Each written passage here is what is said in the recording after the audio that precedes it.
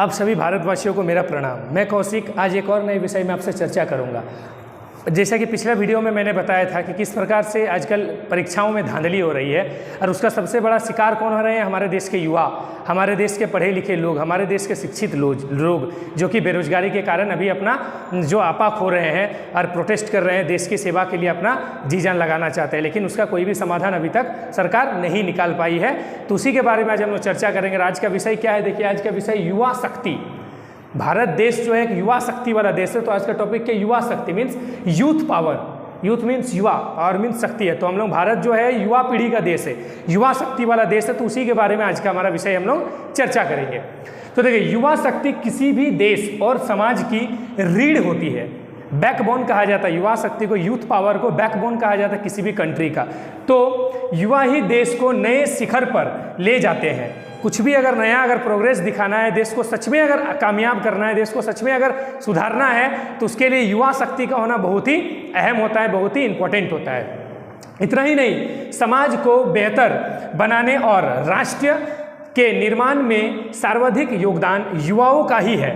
हमारे देश में ज़्यादातर, चाहे हमारा देश देखिए लोकतांत्रिक देश है, लोकतांत्रिक मतदान से लेकर के देश के प्रोग्रेस में हर एक चीज़ में युवाओं का जो योगदान है सबसे महत्वपूर्ण और सबसे अधिक है। लेकिन हमारी सरकार को ये बात समझ में आती नहीं है, उनके खोपड़ी में ये बात घुसती नहीं है कि युवाओं को अगर कंट्रोल में नहीं रखा गया तो जो हमारा पावर है वही हमारा, वो एक बार हो सकता है कि हमारा वो कमजोरी भी बन सके, देश की कमजोरी भी बन सकती है। इसलिए उसको कंट्रोल में रखना बहुत ज़रूरी है, उनको खुश रखना बहुत ज़रूरी है। लेकिन हमारे सरकार को कोई इस बात से कोई भी फर्क नहीं पड़ता है।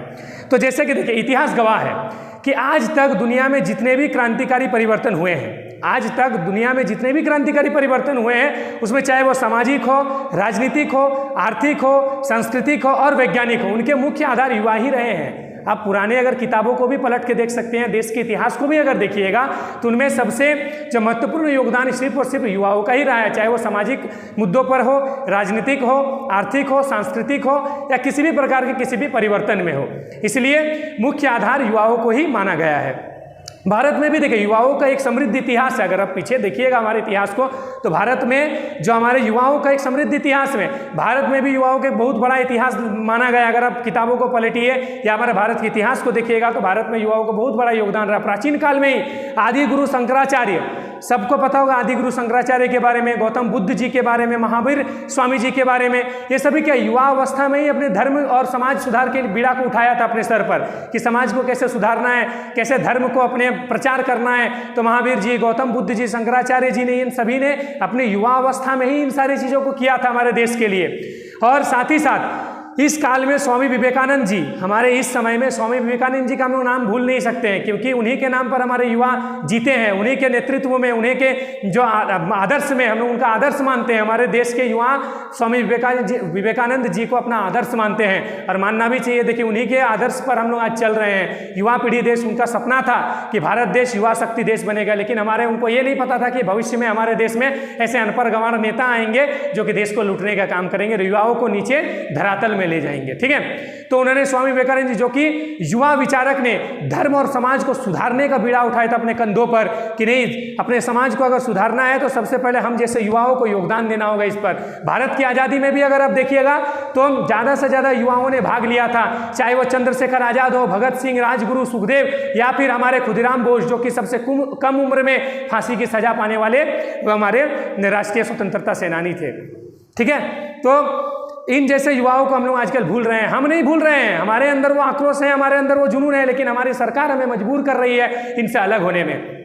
तो इन सारे चीज़ों पर ध्यान देना बहुत जरूरी है। अगर ध्यान नहीं दिया गया तो सच में हमारा देश जिस पर गर्व करता है वही हमारे देश के विनाश का कारण हो जाएगा। माना जाता है कि आज भारत देश में युवा शक्ति एक बहुत बड़ी शक्ति बन चुकी है। भारत का जनसंख्या के लगभग 50% जनसंख्या में 25 से लेकर के 35 वर्ष की आयु तक के लोग हैं। तो ये बहुत बड़ी शक्ति है, बहुत बड़ी पावर है जो कि सारी दुनिया को सोचने पर मजबूर करती है। लेकिन हमारे सरकार सोचती नहीं है बिल्कुल भी इन लोगों के लिए। उन्हें जो करे, जो करना है करे, उनको कोई फर्क नहीं पड़ता है।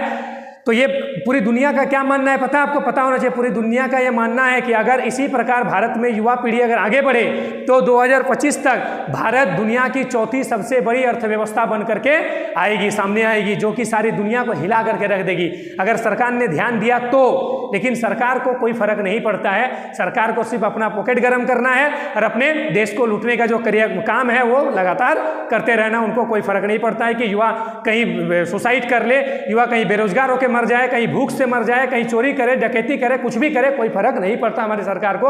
हमारी सरकार ऐसे ही है और ऐसे ही रहेगी जब तक हमारे जैसे युवा परिवर्तन की सीढ़ी पर नहीं चढ़ेंगे, देश की परिवर्तन को आगे नहीं बढ़ाएंगे। इसलिए आप सभी युवाओं से मैं रिक्वेस्ट करूंगा कि अब से आप और कुछ नहीं, आप ठान लीजिए मन में कि अब बहुत हो गया, बहुत सुन लिया, बहुत देख लिया, अब अपने अपना जो हक है, अपनी हक की लड़ाई खुद लड़ेंगे और अपने देश की जो आज़ादी है, देश की जो समृद्धि है, उसको बनाए रखने में हम अपना योगदान जरूर देंगे। परंतु देखिए, इन सब सवालों के बाद एक सवाल हमारे मन में आती है कि वो कौन सा युवा है जो देश को बदलेंगे?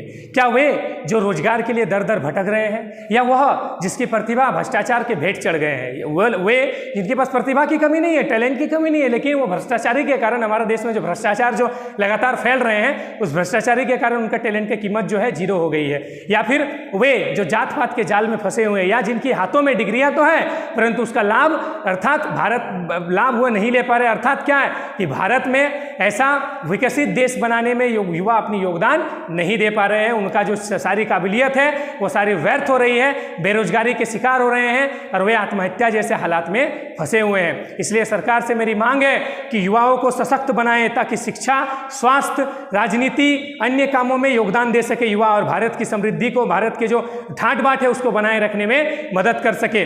और साथ ही साथ एक साइंटिस्ट, एक बहुत बड़े लेखक अर्नाल्ड आपका अर्नाल्ड टाइनबी ने अपनी पुस्तक में उन्होंने लिखा था, क्या नाम था? Surviving the future. उनके पुस्तक का नाम था सर्वाइविंग द फ्यूचर। में उन्होंने कहा था कि नौजवानों को सलाह देते हुए उन्होंने लिखा था, क्या लिखा था?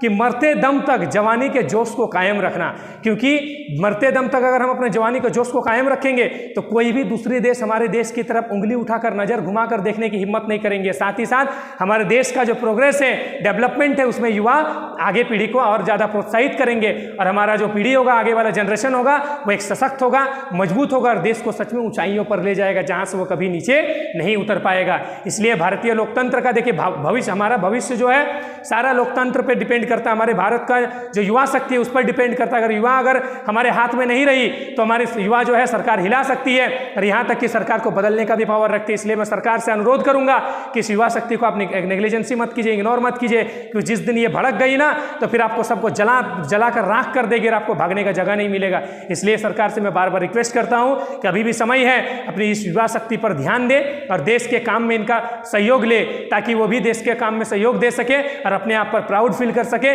कि हम सब भारतीय मिलकर के भारत को एक समृद्ध भारत बनाने की मांग को पूरा कर रहे हैं। चलिए, इसी के साथ मैं अपने वाणी को विराम देता हूं। तब तक के लिए जय हिंद, जय भारत।